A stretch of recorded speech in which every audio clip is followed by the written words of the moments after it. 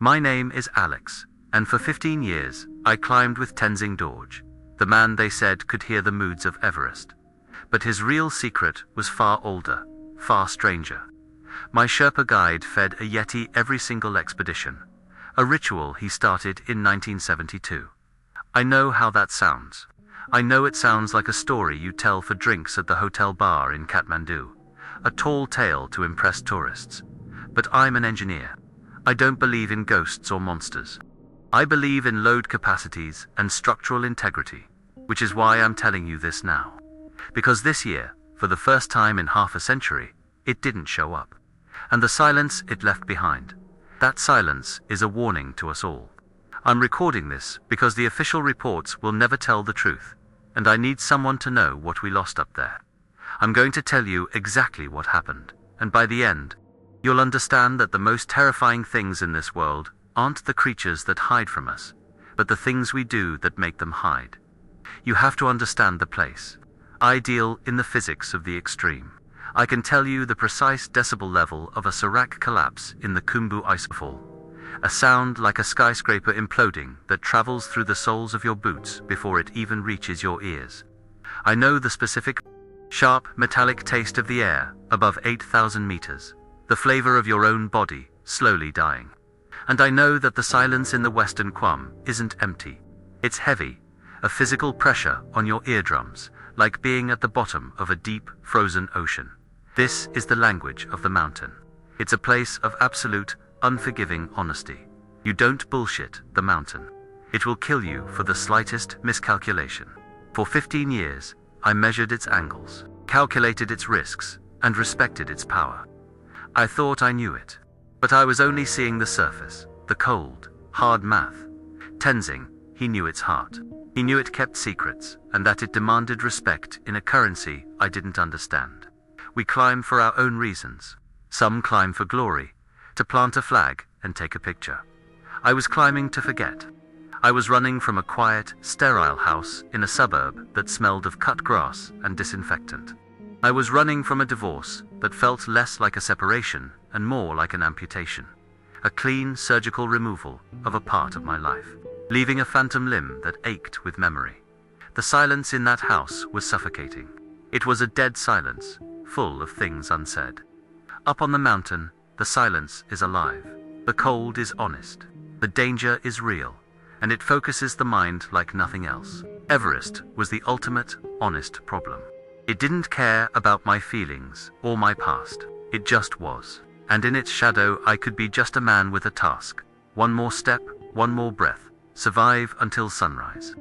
It was a kind of purification, a way to burn away the noise of a life that had fallen apart. And I needed that fire, that cold, more than I needed air itself.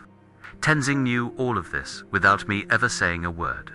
He'd been guiding on this mountain since he was a boy, and his eyes had a way of seeing the fractures in a person, not just in the ice. On our 15th expedition together, during the third acclimatization rotation towards Camp 2, he saw the ache in me. We were moving at a steady, soul-crushing pace, the rhythmic crunch of our crampons on the hard-packed snow, the only sound in the world. The air was thin, burning my lungs. Most guides stick to the route, to the ropes, to the schedule. It's safer. It's how you get clients to the summit and back alive. But Tenzing stopped. He just stood there for a long moment, head tilted, as if listening to something I couldn't hear. He looked at me, a deep and knowing look, and then simply gestured with his head to a section of the ridge that was off the main path. He didn't speak. He didn't have to. I had followed him for years. I trusted his silence more than most people's words. I just nodded and followed him off the map. The wind had a particular high-pitched whine that day, a thin, sharp sound that scraped at your nerves. Tenzing had a name for it. He called it the hungry wind. As we moved away from the fixed lines, the sound of other climbing teams, the faint shouts, and the crackle of radios, all faded away. It was just us and the roar of the jet stream high above. He led me along a treacherous, narrow traverse, my ice axe biting into the blue ice with a satisfying asterisk thunk asterisk. He moved with a grace that defied his age, a fluid economy of motion. I, the engineer, the younger man, felt clumsy and loud in his wake. After 20 minutes that felt like an hour, we arrived at a place that shouldn't have existed. It was a recessed ledge, almost a shallow cave, perfectly shielded from the punishing wind. The moment we stepped into it, the hungry whine vanished, replaced by a profound, muffled quiet. It was invisible from the main route. A secret pocket in the mountain's skin. Inside this pocket of stillness, the air felt ancient. The rock wall was dark, almost black, and streaked with veins of what looked like quartz. Tenzing slipped off his pack without a word. His movements were deliberate, sacred. From a small, worn leather pouch, he carefully unpacked an offering. It wasn't much, a handful of sampa-roasted barley flour and a few strips of dried yak meat. Simple, hearty food. The kind of sustenance that has kept his people alive in this brutal landscape for centuries. He knelt, his knees cracking softly in the cold, and laid the offering on a large, perfectly flat stone that looked for all the world like a natural altar. He wasn't preparing a meal. He was performing a sacrament. Then he began to chant, his voice a low, resonant hum, the words of an old prayer lost to the wind that couldn't reach us here. His breath plumed in the frigid air. Each prayer, a small, fleeting cloud of life offered to the immense cold. We waited, for an hour that stretched into an eternity. The only sounds were the distant, mournful groan of the Khumbu Glacier shifting miles below, and the soft, steady rhythm of my own breathing, loud in my ears. I'm a man of action, of problems and solutions. Waiting is not something I do well. I felt a dozen questions bubbling up. What are we doing here? Who is this for? My rational mind was screaming, trying to find a logical framework for this quiet, bizarre ritual. I scanned the rocks for prayer flags, for some sign that this was a known holy site. There was nothing. It was just a hidden place, a stone, and an offering. Then, slowly, I started to notice the change. The silence shifted. It wasn't the peaceful quiet of the sheltered ledge anymore. It was an active, listening silence. And then, it wasn't just silence. It was absence, a deep, profound nothing where something was supposed to be. That's when I saw it, Tenzing's face. A face I had seen remain a mask of serene resilience through whiteout blizzards and near-death falls, completely crumpled. His weathered features, usually so calm, tightened with a deep, primal fear. The faint light in his eyes, the light of a man who was at home in the death zone, went out. He stared at the untouched offering on the stone, and a single, choked sound escaped his lips. It was the first time in 15 years I had ever seen him look truly, deeply afraid. And his fear was more terrifying than any storm. It was raw and absolute. It told me that this ritual was not just a tradition or a superstition. It was a transaction. And for the first time, the other party had failed to show up. Whatever he was waiting for, its absence was a catastrophe. The mountain keeps its own time, but in that moment, I felt its timeline rupture. My first instinct was to rationalize, to be the engineer, to offer a scientific explanation. Maybe a snow leopard had changed its territory. Maybe the weather patterns had shifted. My mind churned with plausible, logical reasons that would explain away the fear on my friend's face. I opened my mouth to speak, to offer him the comfort of a neat, tidy explanation that would put the world back into its box. But then I looked at him. Trelli looked at him, and I saw that logic would be an insult. His fear wasn't rational, it was ancient. It was the terror of a priest whose god has gone silent. So I closed my mouth. I said nothing. Instead, I just moved closer, put my gloved hand on his shoulder, and stood there with him in the crushing silence. I chose to share the cold, to bear witness to his fear without trying to fix it. My silence, my choice not to speak, was a promise. It was the key that unlocked the next 50 years of secrets. That moment of shared silence changed everything. It was a test, and I suppose I passed. Tenzing later told me that anyone else would have spoken, would have laughed, would have tried to explain it away. My silence was my acceptance. And now I'm breaking that silence to tell you this story. Because you need to understand the weight of what came next. The pact I became a part of, and the warning that we all missed. The truth is heavier than any pack, and I can't carry it alone anymore. If you're going to hear this through to the end, if you believe that some secrets are worth the climb, then do me a favor. Hit that like button, Subscribe so you don't miss the next part of this confession. And maybe share this with someone who understands that the world is bigger and stranger than it seems. You need to stay until the very end to understand why that silence was not an ending, but a terrible beginning. That night, back in the flickering light of the mess tent, the silence between us finally broke. The single gas lamp hissed, casting long, dancing shadows on the thin nylon walls. The air was thick with the smell of brewing sweet tea and the damp wool of our gear. We sat on our respective cots, the shared terror from the ledge still hanging in the air like frost. I expected him to dismiss it, to call it a strange feeling or a lapse in judgment. Instead, he looked at me, his eyes dark and ancient in the lamplight, and began to speak of 1972. He spoke not of climbing, but of survival. His voice was low, rhythmic, a story polished smooth by countless private retellings. He wasn't explaining, he was confessing. He was passing on a burden, and he had chosen me to help carry it. The mountain always remembers, he used to say. That night, he taught me that it also forgives, and it makes demands for that forgiveness. The pact, he called it.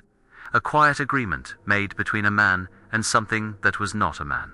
He told me of the storm, a freak tempest that came out of a clear blue sky in the autumn of '72. It wasn't just a storm. It was a living, breathing entity of wind and ice that ripped his expedition apart. He was younger then, stronger, but the mountain doesn't care about strength. He was separated from his team, his radio dead, his vision whited out by the blizzard. He was lost, blind, and freezing. Hypothermia was setting in, that strange, warm drowsiness that invites you to lie down in the snow and sleep forever. He told me he knew he was dying. He made his peace. But as he stumbled on, driven by some last animal instinct, he felt something else. A presence. He said it wasn't the feeling of being hunted by a leopard. It was a feeling of being watched, observed with a profound, unnerving neutrality. It wasn't predator or prey. It was just there. An ancient witness to his final stumbling moments. He doesn't remember how he found the ledge. He said it felt less like he walked, and more like he was guided. A gentle pressure of the wind, a subtle shift in the terrain that funneled him towards it. He collapsed inside that small pocket of stillness. The roar of the storm instantly muffled to a distant rage. He was out of the wind, but he knew it was only a temporary reprieve. He was too cold, too exhausted. He passed out, expecting never to wake up, but he did. He woke hours later to an impossible silence. The storm had broken. The sun was hitting the high peaks, painting them in gold. And lying beside him on the flat, dark stone was a piece of a freshly killed tar, a wild mountain goat. It wasn't ripped or torn apart. The cut was clean. It was placed there deliberately, a offering, a gift. He knew in his bones it wasn't a snow leopard. He knew it was the witness.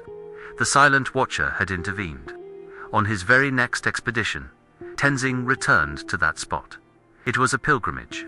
He felt a debt that had to be paid, a gesture of gratitude that was non-negotiable. He brought the same simple offering I had seen him prepare, tamper and dried meat. He laid it on the stone, said his own quiet prayer, and left. He didn't know what to expect. Half of him, the modern part that had worked with Western climbers, felt foolish. But the other half, the part that was born of the mountain, knew it was the only right thing to do. He climbed for a week, then descended. On his way down, he detoured back to the ledge. His heart, he said, was pounding harder than it did in the death zone. He reached the alcove and looked. The offering was gone, all of it. Not scattered by birds, but taken. And in its place, sitting perfectly in the center of the stone, was a single, dark, flat rock, different from the surrounding limestone. It was a reply, a receipt. The first word in a conversation that would span 50 years. From there, the rules of the pact became clear. Not through words, but through trial and error. The mountain teaches with consequences, not lectures. He told me about an expedition in the late '70s, where he had a client, a wealthy, arrogant man who saw the peaks as things to be conquered. Tenzing, in a moment of pride, led him near the sacred ledge, wanting to show him a true secret of the mountain. They didn't go in, but they got close.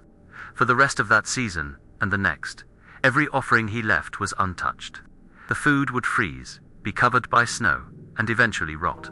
The silence from the ledge was cold, accusatory. He had brought disrespect into a sacred space. The first rule was seared into his soul. Never bring anyone who did not respect the mountain. And respect, he explained, wasn't about fear. It was about knowing you are small. It was about humility. Another time, his own curiosity got the better of him. The mystery of the creature, the Migoi, as his people called it, was a constant pull on his mind. What did it look like? How did it move? He left the offering, and then, instead of leaving, he hid.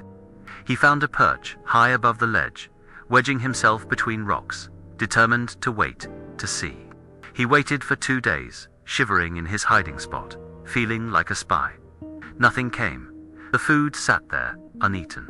But worse, he said, the air on the ledge felt wrong. It felt resentful, violated. When he finally gave up and climbed down, he felt a profound sense of shame. He had broken a trust. It took months of leaving offerings with no reply before the exchange resumed.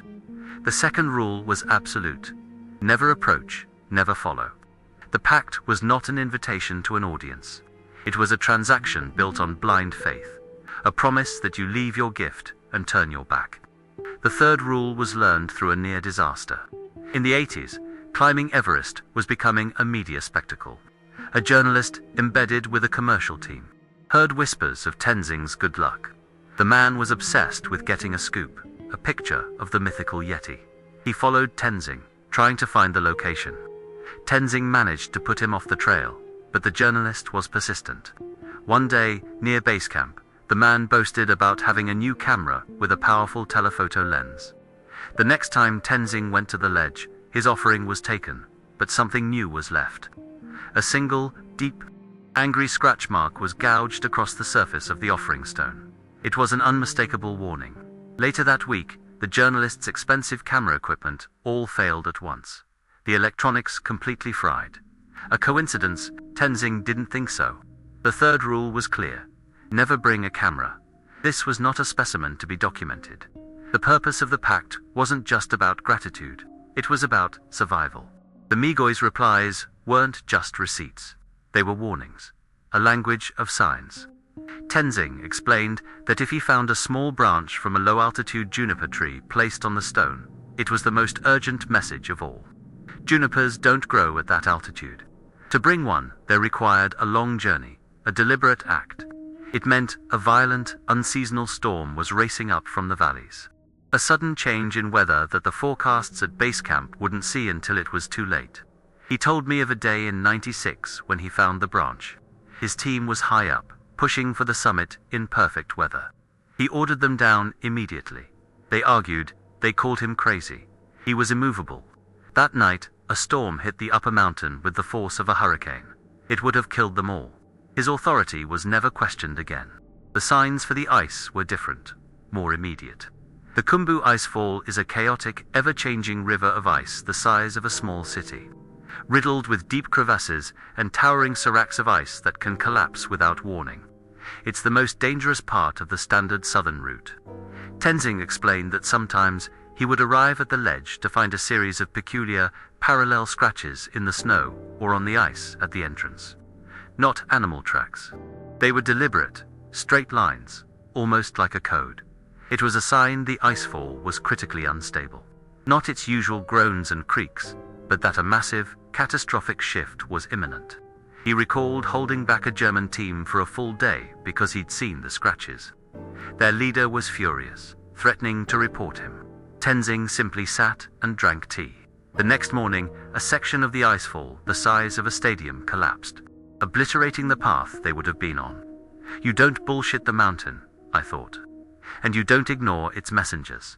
After telling me of the warnings, he grew quiet. He reached into a pouch he wore around his neck, underneath his layers of clothing. His movements were slow, reverent. He pulled out a small object and placed it in his palm.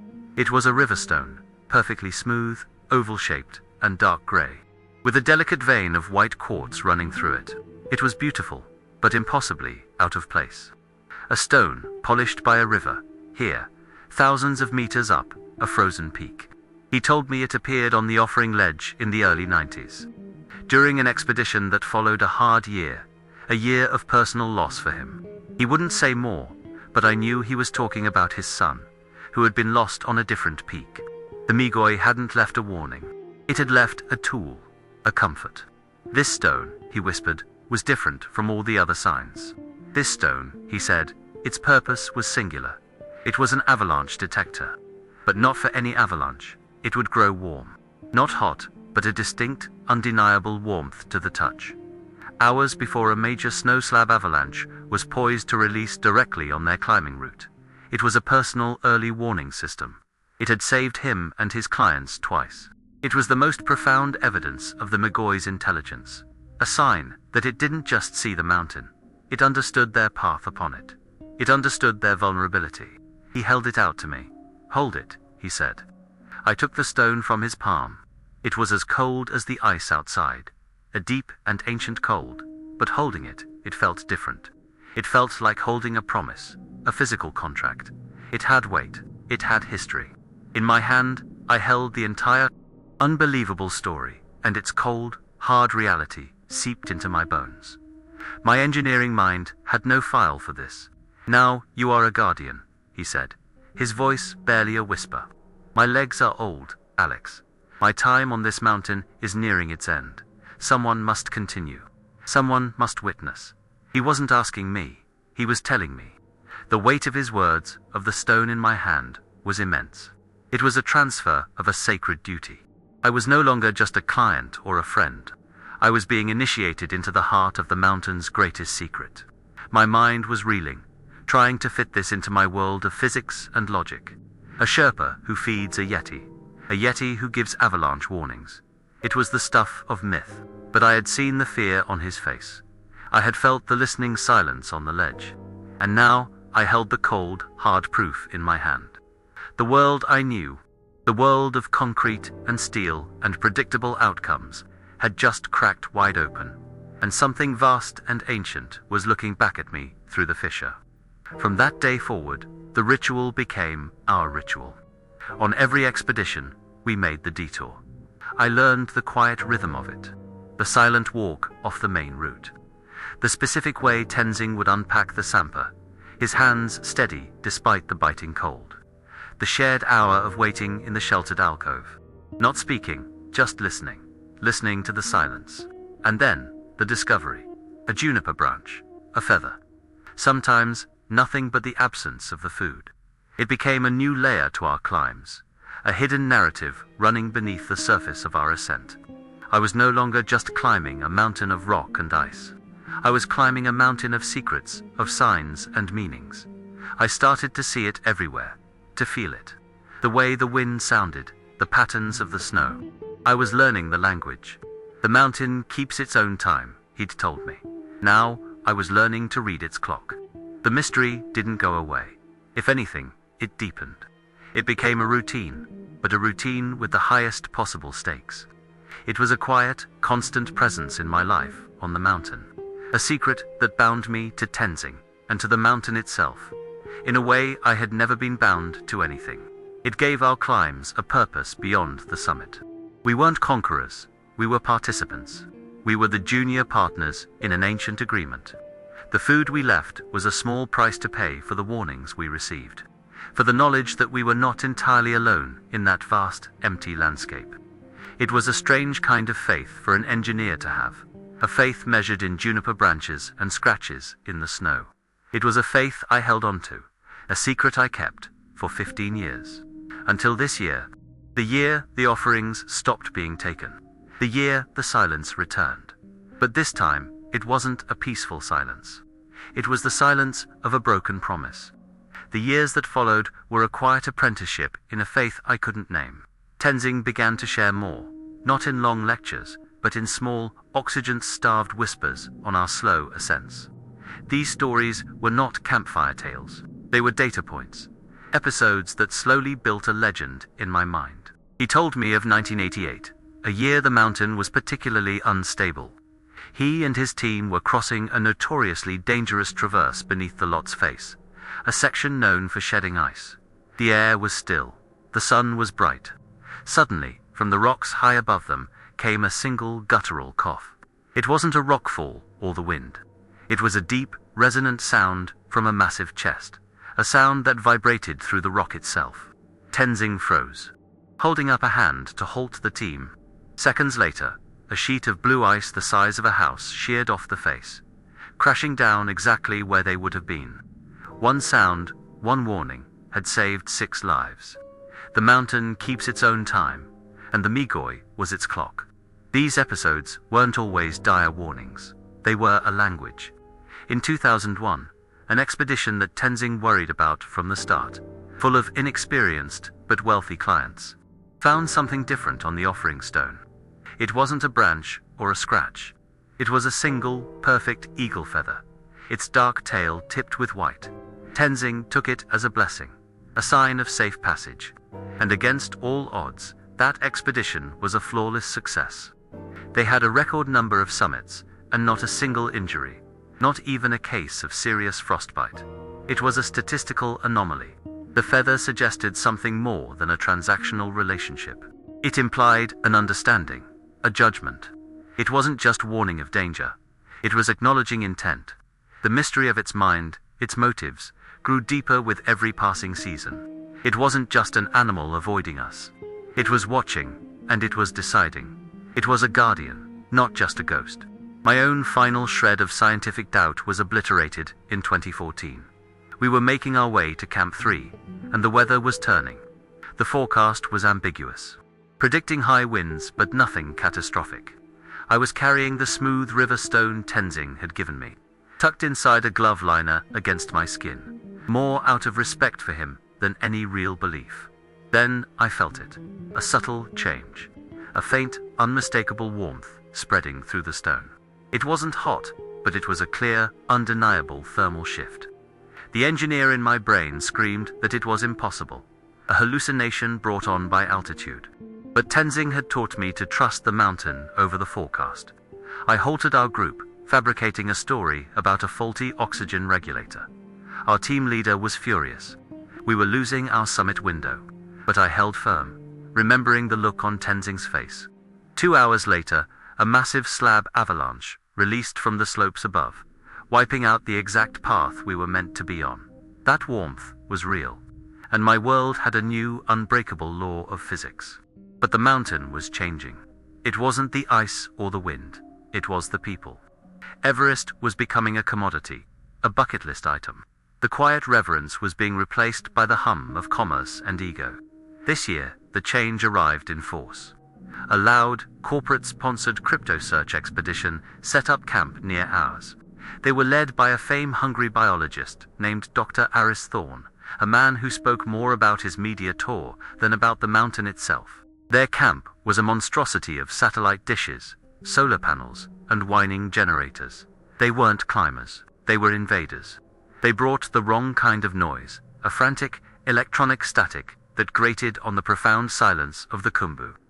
Tenzing would watch them from a distance, his face a stony mask, but I could see the deep disquiet in his eyes. They weren't looking for a secret. They were looking for a trophy. Thorne was all teeth and ambition. I overheard him one day, speaking loudly on a satellite phone to what sounded like a producer. "The thermal signatures are promising," he'd said, his voice slick with manufactured excitement. "We're deploying the drones to the upper quadrants. The key is persistence and technology. This isn't some local legend. It's an undiscovered primate. We just have to flush it out. Flush it out." The words felt like a physical blow. He spoke of the Migoi as if it were a rat in a basement, something to be cornered and captured for his own glory. He had parabolic microphones to steal its sounds, thermal drones to steal its warmth, and high-resolution cameras to steal its image. He represented everything the pact was built to forbid: disrespect, curiosity without humility, and the desire to possess rather than to coexist. He was a walking, talkian violation of every rule Tenzing had spent a lifetime learning. The inevitable finally happened one crisp, clear afternoon. We were resting at our own camp, the air sharp and clean, when a new sound cut through the peace. It wasn't the wind or the groan of the glacier. It was a high-pitched insect-like whine, growing closer. I saw it first, a small, dark shape buzzing against the brilliant blue of the sky. A drone. and it was heading directly towards the ridge that concealed the sacred ledge. I looked at Tenzing. His face, usually so composed, had gone rigid. The blood drained from his cheeks, leaving his skin the color of old parchment. The fear I saw in him was not the fear of a collapsing Serac. It was the fear of desecration, the fear of a holy place being violated by a soulless machine. The whine grew louder, a mechanical pestilence invading a place that had been silent and sacred for half a century.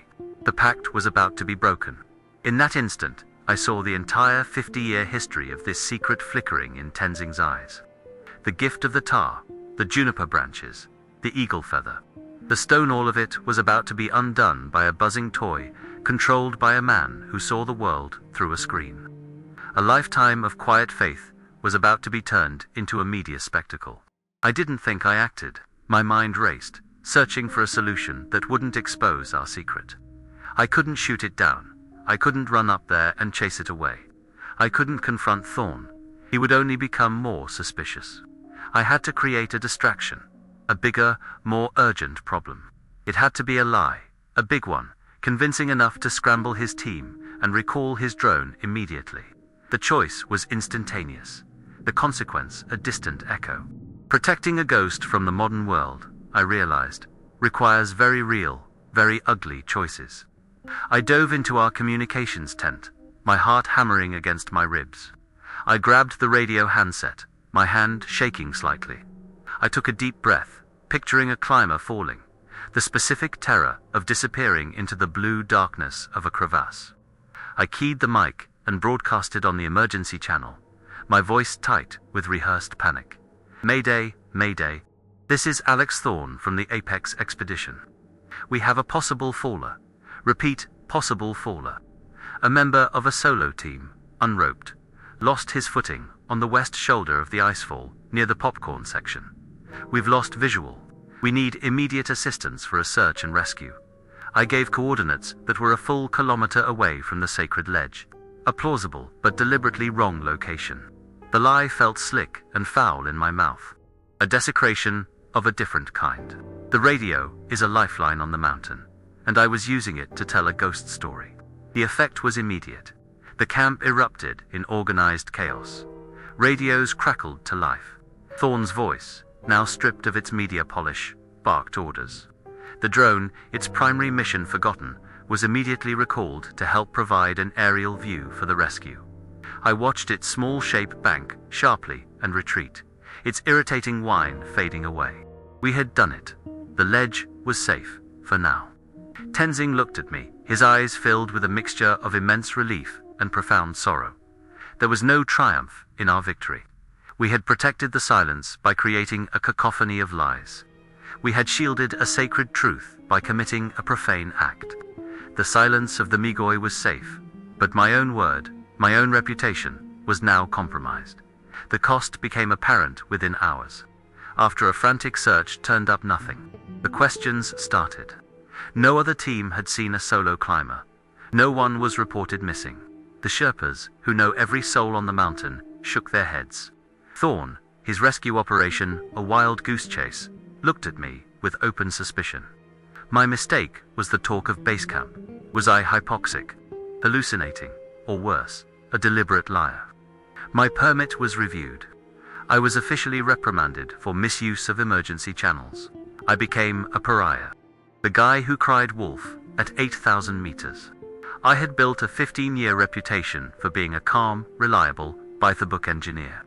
I burned it all down in 30 seconds to protect a secret I could never, ever explain. The lie put a wall of ice between me and everyone else on that mountain, except for Tenzing. That night, the silence in our tent was different.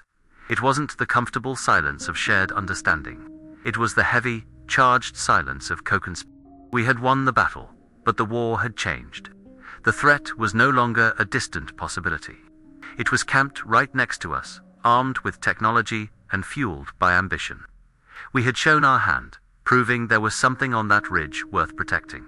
My lie hadn't ended Thorn's search. It had focused it. He now knew exactly where to look. We had protected the secret for one more day, but in doing so, we had painted a giant target on it. The weight of it all settled on me. The questions that had been haunting my sleep grew louder. What was the Migoi really? Why did it stay hidden? And what would it cost us to keep it that way? We had pushed back the noise, but it had left an echo. My reputation was a small price to pay, I told myself. But the incident had changed something in Tenzing. The strain of the near exposure, combined with the continued absence of the Migoi, was wearing him down. He grew more withdrawn, his steps slower, his gaze fixed on the high peaks with a deep, weary sadness. The emotional toll of being a guardian was becoming unbearable. The mountain keeps its own time, but I could see that Tenzing's time was running out. And I was terrified that when his time was up, the pact would die with him, leaving the secret exposed and defenseless against the relentless, noisy curiosity of the modern world. The world was shrinking, and there were fewer and fewer shadows for ancient things to hide in. The questions haunted my every waking moment, my every breath in the thin, cold air. What did the Migoi look like? I had never once asked Tenzing, and he had never offered. It felt profane to reduce it to a physical description, like asking for the chemical composition of a prayer. Why did it remain hidden? Was it fear, or was it something else? A choice born of a wisdom we couldn't comprehend. And the biggest question of all, the one that clawed at my logical